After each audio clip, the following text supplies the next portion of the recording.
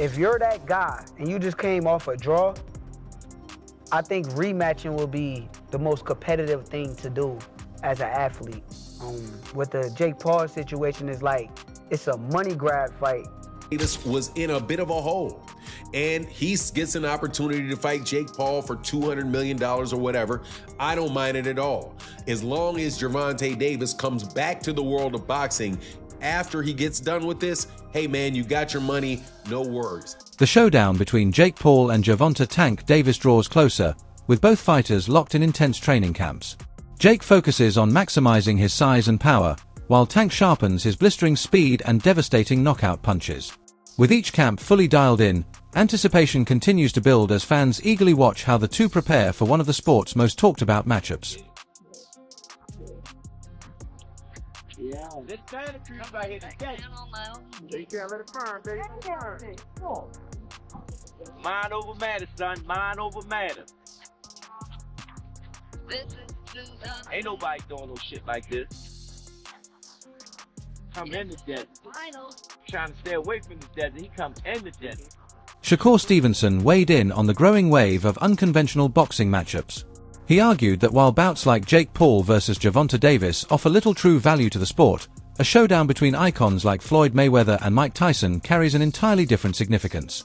In his view, both Mayweather and Tyson are legends who have already secured their legacies, so if they choose to step back into the ring for financial gain, it shouldn't be seen as damaging to boxing. Stevenson emphasized that such events bring fans a sense of nostalgia and excitement, unlike celebrity-style exhibitions that, in his opinion, risk diminishing the sport.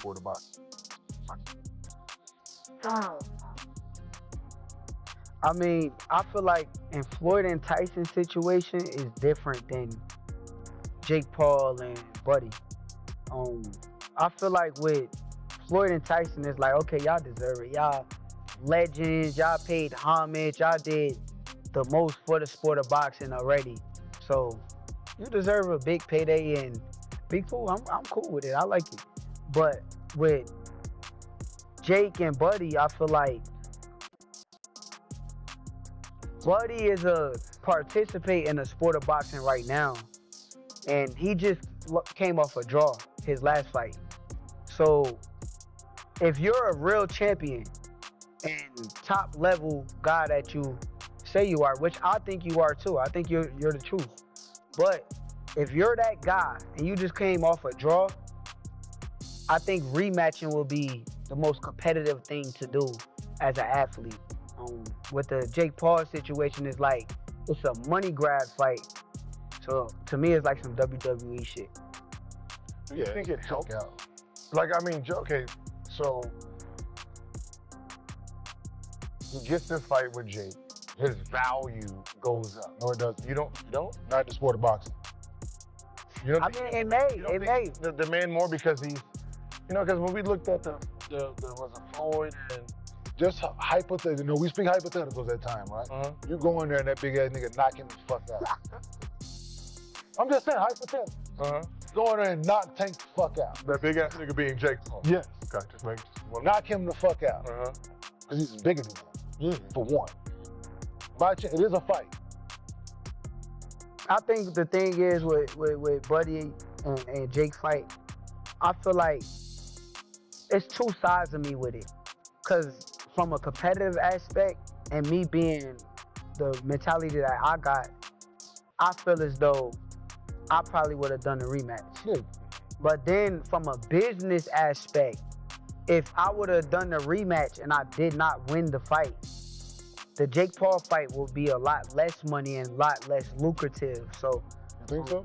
From a business aspect, I understand that anybody that with a business mind probably would have took that fight for as much money as it was. So I'm a realist. Like, I ain't gonna just bash, bro.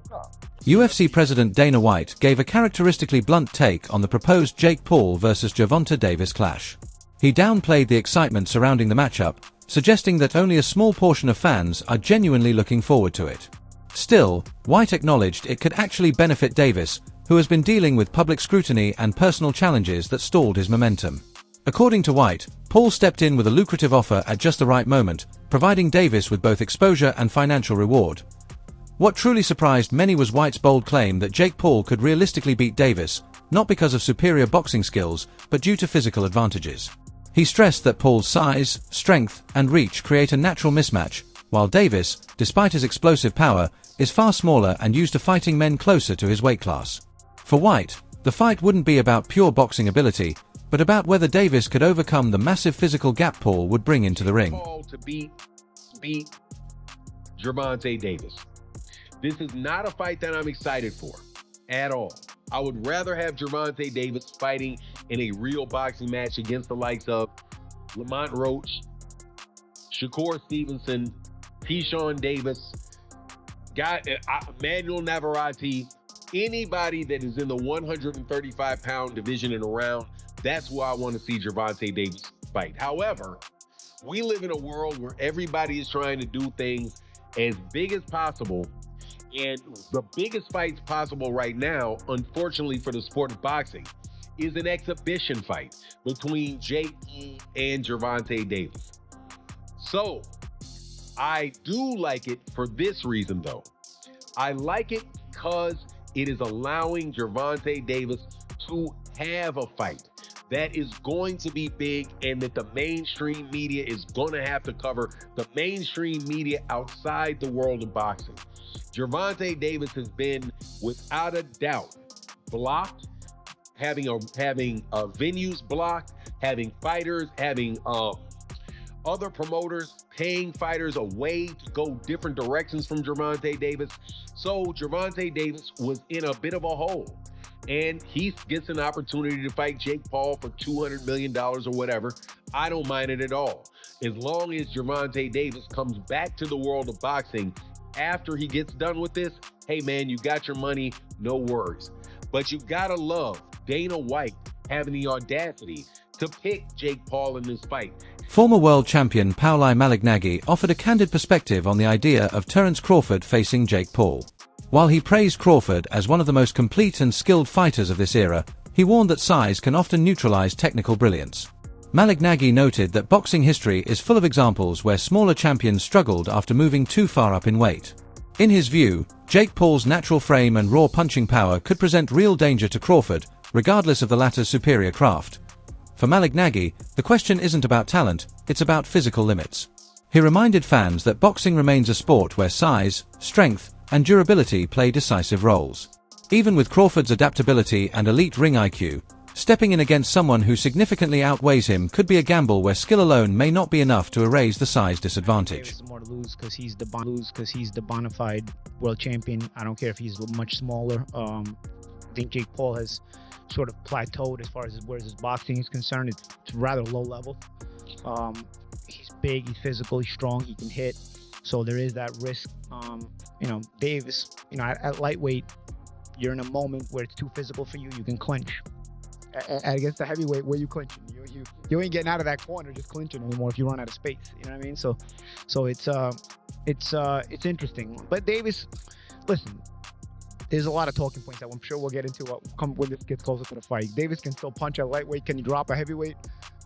There's a lot to gain there, right? If Davis knocks... The answer is yes. If Davis drops Jake on his ass, as much as Davis is the one with more to lose, it's still a highlight moment. A visual that will stay forever. Yeah, but if you get dropped, even if you're smaller, you're still a world champion in multiple weight classes. If you get dropped, what's the look? What's the feel?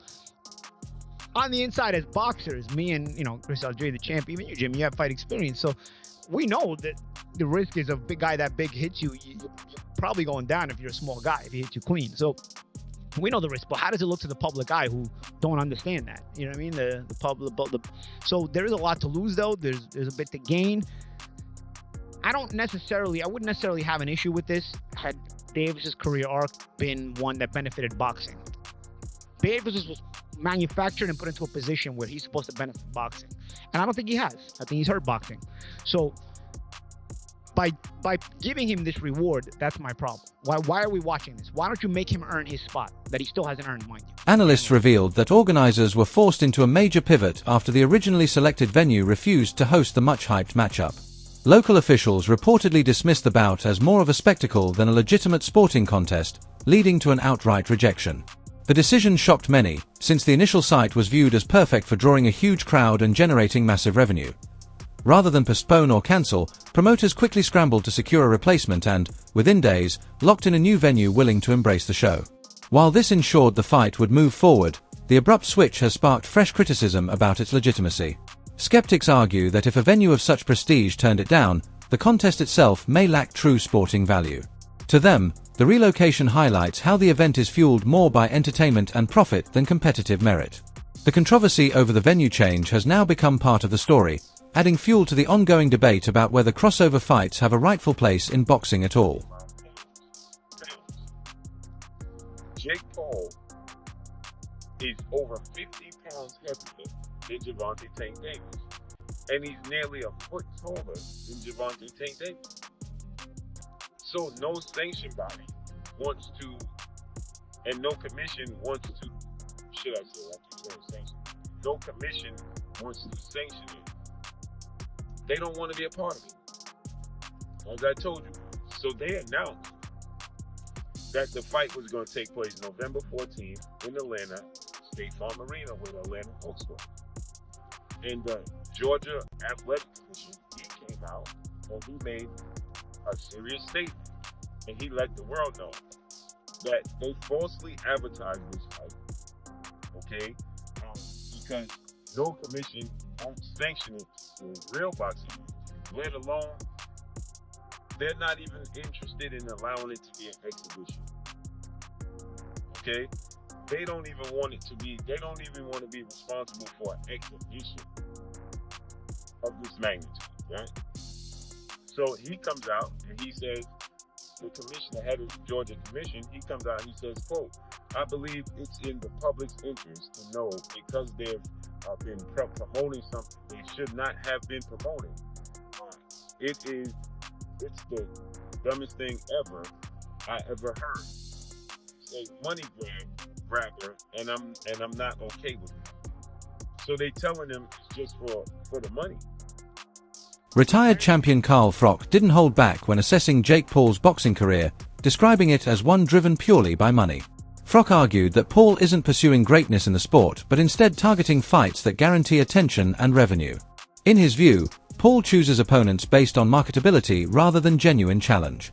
While Froch acknowledged that this formula has been effective from a promotional standpoint, he insisted it stops Paul from earning recognition as a serious, respected competitor in boxing. Mentioned me before, and people like this saying, oh, Carl Froch's talking about himself, he's after a payday. Listen, I'm not after a payday. I'm doing all right. There's no problems with my finances, but I'll take the fucking payday, of course I will, and I'll end Jake Paul with one punch. I'd go in there one-armed and beat this guy. He can't box. He's absolutely fucking useless, which we saw last night with Mike Tyson. Talking about Canelo Alvarez. I've not mentioned Canelo Alvarez. It's just laughable. Jake Paul, Canelo Alvarez. Can you imagine? I mean, if Jake Paul fancies that and he jumps in the ring with him, I will pay homage to him because fair play. If he jumps in there with Canelo Alvarez, he'll get absolutely fucking destroyed. And it'll be fast and it'll be messy and it will be bad for his health as well, potentially.